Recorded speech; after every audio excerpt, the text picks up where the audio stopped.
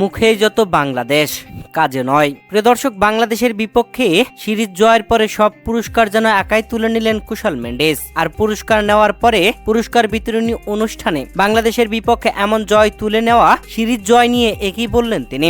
প্রিয় দর্শক, বাংলাদেশ ও শ্রীলঙ্কার মধ্যকার ওয়ানডে সিরিজ শেষ হলো, যেখানে শেষ ম্যাচে মাঠে নেমে শ্রীলঙ্কা আগে ব্যাটিং এসে 286 রানের টার্গেট দেয় বাংলাদেশকে। সেই রানের টার্গেটে ব্যাট করতে নেমে বাংলাদেশ লজ্জাজনক ব্যাটিং, 99 রানের ব্যবধানে ম্যাচটি হেরে গেছে বাংলাদেশ। সত্যি রীতিমতো হতবাক করে দিয়েছে সবাইকে। ব্যাটিং এসে কোনো ব্যাটারই ভালোভাবে রান নিয়ে থিতু হতে পারেনি। তাওহিদ হৃদয় কিছুটা ধরে খেললেও তার ব্যাটিংটা ছিল না জয়ের জন্য। ধীরগতির ব্যাটিং এ বাংলাদেশ যেন লজ্জাজনকভাবে শ্রীলঙ্কার বিপক্ষে সিরিজ হেরে গেল।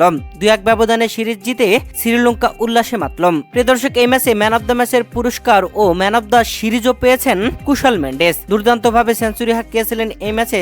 ম্যাচ সেরার পুরস্কার ও ম্যান অব দ্য ম্যাচের পুরস্কার নেওয়ার সময় উপস্থাপকের করা প্রশ্নের জবাবে কুশল মেন্ডিস বলেন, খুব খুশি। আমার ব্যাটিং কোচ গতকাল আমাকে বলেছিলেন যে আমি যদি ভালো খেলি তাহলে দল জিতবে। গত ম্যাচে আমরা মাঝের ওভারগুলিতে স্পিনের বিরুদ্ধে লড়াই করেছি এবং তারপরে আমি ব্যাটিং কোচের সাথে কথা বলেছি এবং এই ধরনের পরিস্থিতি মোকাবেলা করতে শিখেছি। পিচ ব্যাট করার জন্য ভালো ছিল।